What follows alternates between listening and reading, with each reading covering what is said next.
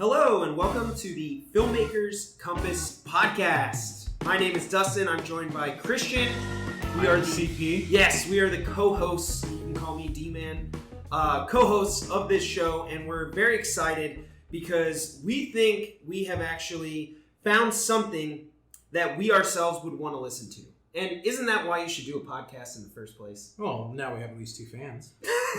I will listen to myself talk all day long.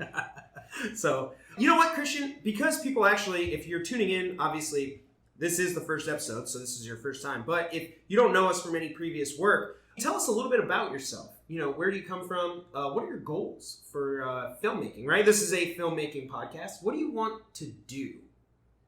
Okay, I didn't know this was going to turn into a job interview. Please provide your driver's license and a background check. And my social security number. Got it. Okay, don't forget that. I'm a filmmaker.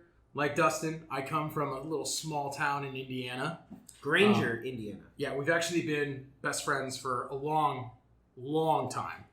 If we had to put a date on it, was that 1996? I think so, 96. Something like that. 96. 95, yeah, maybe.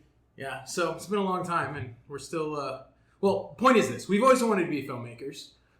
We now are currently in Los Angeles pursuing our film dreams. We're actually recording this downtown Los Angeles, so... We're actually in Los Angeles. Yeah, we're not just like, you know, it's weird because coming from Indiana, you know, when I say LA, like, someone asks me, you know, hey, where do you live? I say LA, but I don't live in LA. LA is a very big place. I live in, like, the Inland Empire. Yeah, so, like, when we say LA, literally right outside this window is, like, a skyscraper. Yes.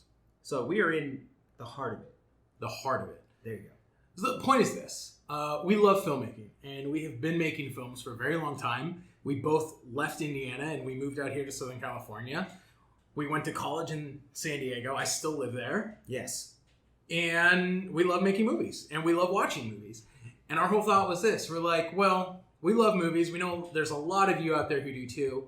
But kind of between the period where you leave college, and if you're in film school or not in film school, and you decide you want to make movies, there's this really big void where you're not really sure how to navigate the industry, how to determine what exactly you want to do, and then how to do it.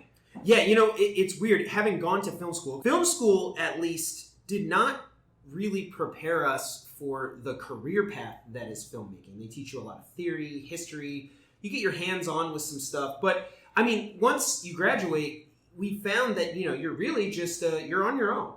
Figure it out. Maybe, hopefully you made some connections in film school. Figure it out.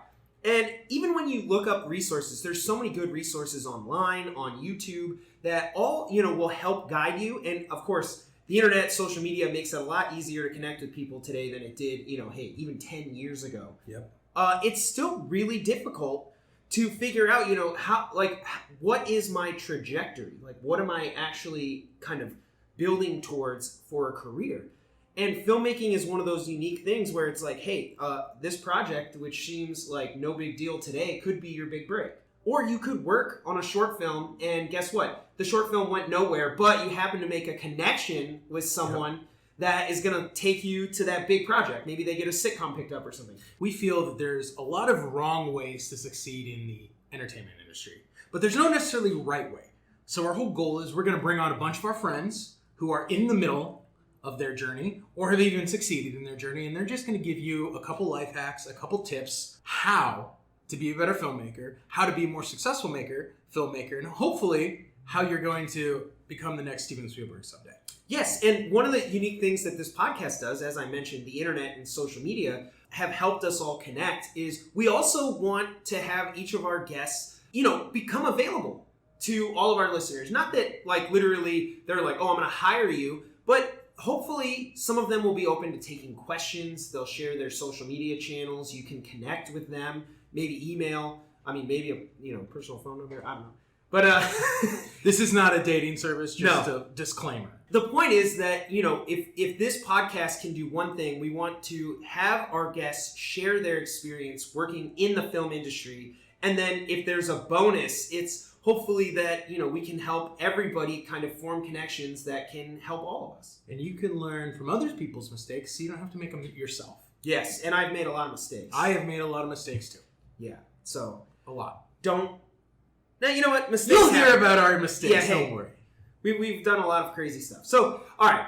First of all, one of the things I did want to talk to you about before we kind of dive into our little movie talk is you and I remember, so as we mentioned, we've been friends for a really long time. And you and I actually talked about, as kids, forming our own studio years ago. Yeah. Now, so far, we've managed to do a first episode of a podcast. So we're not there.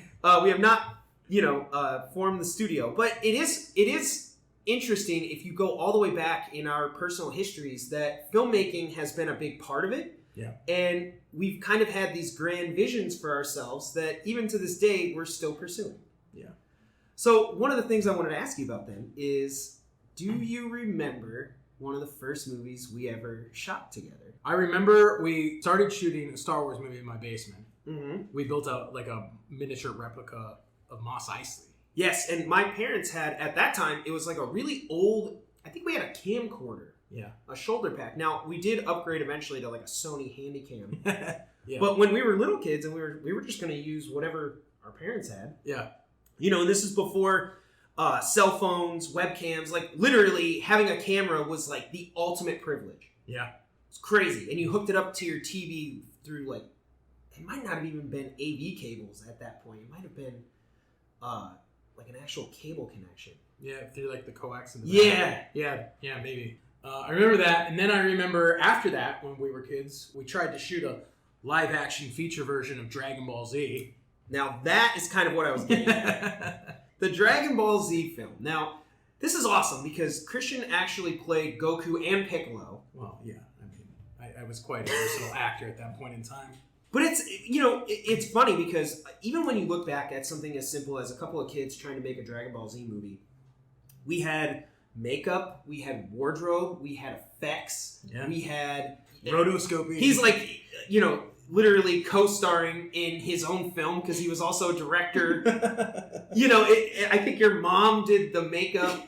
So, I mean, you look back and even though we were kids, it's like all of the elements of filmmaking were really at play. Yeah. And it's funny because, when I say effects, I mean, we're throwing around like essentially just like rubber balls as energy balls and, having people jump out of trees. And it was a lot of fun, but it's interesting to me because, not a whole lot has actually changed in terms of the pursuit of still trying to get some of these things made. We don't have to, go find this and play a clip on this show, at least not today. But you still have that footage, correct? I do. I have the original Handycam tape. I know, our voices are probably like, hey, Christian. Hi, Christian. Well, anyway, since that point, we have made a lot of other movies together. Managed to be successful in a couple of film festivals, and we did stuff in school. Student films, yes. Shot a lot of corporate projects and things like that. The pursuit now is for you and I think, to make a feature film. That's really what we want to accomplish and something that we haven't done yet. Even though, you'll probably hear more and more about this as we record more episodes of the podcast. Hopefully we'll get closer to that end goal. Yeah, I think with this show, the biggest thing we really want everyone to take away and why we want you guys to come on this journey is because we want to share with you kind of these insider stories. Everybody has their history of how they got to where they are, but the insight a lot of the people we talk to and interact with in film, it's these little tidbits that you just don't get in film school, that nobody tells you, right? They don't teach you. Yeah. And that's really what we want this podcast to be about is, what are a couple things from each guest that everybody can kind of take with them on their own journey and apply to hopefully, like Christian said, avoid some mistakes, but find some success. Definitely. Filmmaker's Compass, this is a podcast about movies. So we will be talking about movies. It's not just about the industry. So I do want to throw it over to you. If you had to pick one. Now, I know there's a couple out there, but if you had to pick one movie that is your favorite, what are you going to go with? One all-time favorite? Yeah, I mean, I'm not even going to go genre specific here. I mean, if we're going to die tomorrow and you could watch one movie tonight, what's it going to be? Oh, that's tough. Actually, that's not necessarily the same, but maybe it's a movie you haven't seen or you always wanted to see. But just, what's your favorite? Like, For me, hands down, it's not even close. Star Wars. Yeah, it's Star Wars. It's funny because obviously the Star Wars movies were a big influence on a lot of filmmakers today. A lot of people would cite Star Wars as their favorite movie. And sometimes now it almost feels cliche to say that. Like people kind of give you a little eye roll, like, oh, okay, Star Wars. Yeah. Pick something more original. But I can't help it. Like that is, hey, that's my truth. It's my favorite movie. The Death Star trench run to this day is like my favorite scene.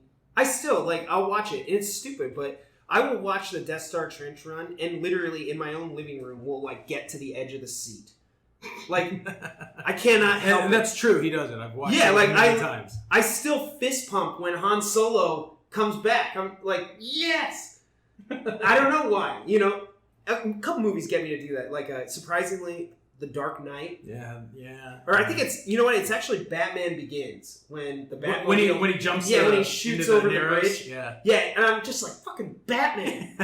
I love Batman. If we're talking about movies, I hope one day something that I make will get somebody so excited about whatever I did.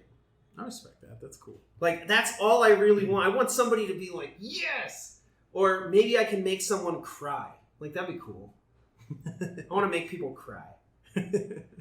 So, what's your favorite? You know, are you just gonna go Star Wars? You're gonna go cliche? I'm not gonna go Star Wars because it's Star Wars. It's tough.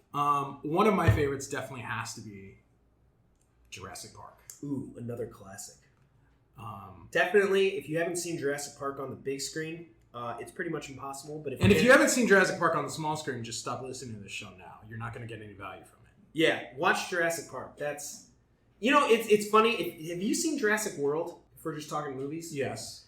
I mean, it's weird because Jurassic World is, in essence, a remake of Jurassic Park. Yeah. There's different story elements and different effects or whatever. But I mean, it just doesn't have the magic that Jurassic Park does. What was it about Jurassic Park? I think it's probably that we were kids. I mean, it's a great movie. The effects hold up insanely. What I remember as a kid, I was like, oh my god, those are like real dinosaurs. I still think that. It's unbelievable. Yeah, it just looks so good. It's still shocking to me that, like, for all the advancements we've had in, you know, what is it now? Like 20, 30 years? Yeah, almost. Yeah, probably 30 years since Jurassic Park came out. 25.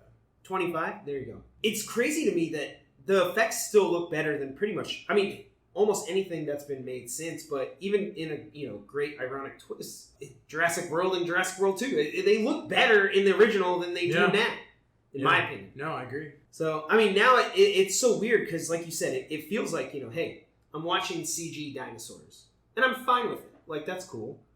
But I watched the original, and I'm like, those are just dinosaurs. Yeah, no, it's crazy. Like, those feel like 100% I could go visit Jurassic Park tomorrow. Yeah. And that's what they would look like. All right, well, you're going with Jurassic Park then. I'm going to go Jurassic Park. All right. It will change if you ask me tomorrow. You know that. Yeah, it depends on the season. Like, if we were talking, you know, Christmas, like Home Alone. Home Alone's pretty good.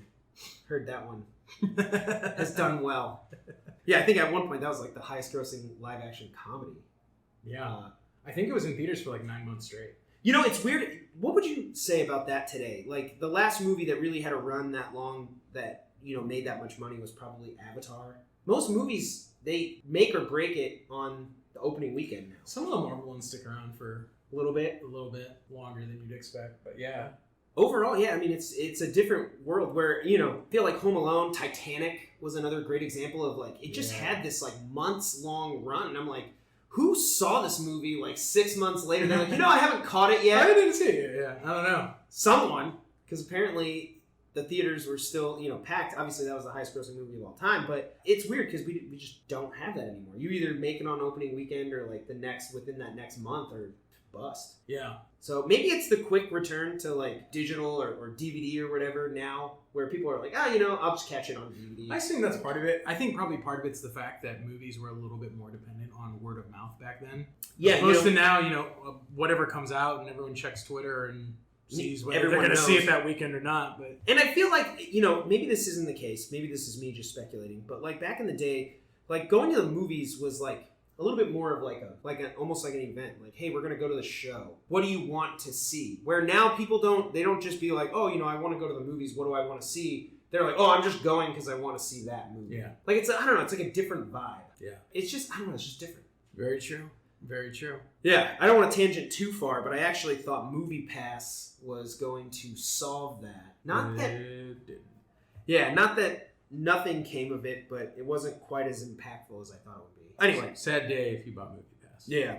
I don't want to tangent too far into MoviePass. That's not really what this podcast is So, about. the other thing we got to get straight is this. As our audience, we really want you to be actively involved in the show. Definitely let us know if there are guests you'd like us to try and get on.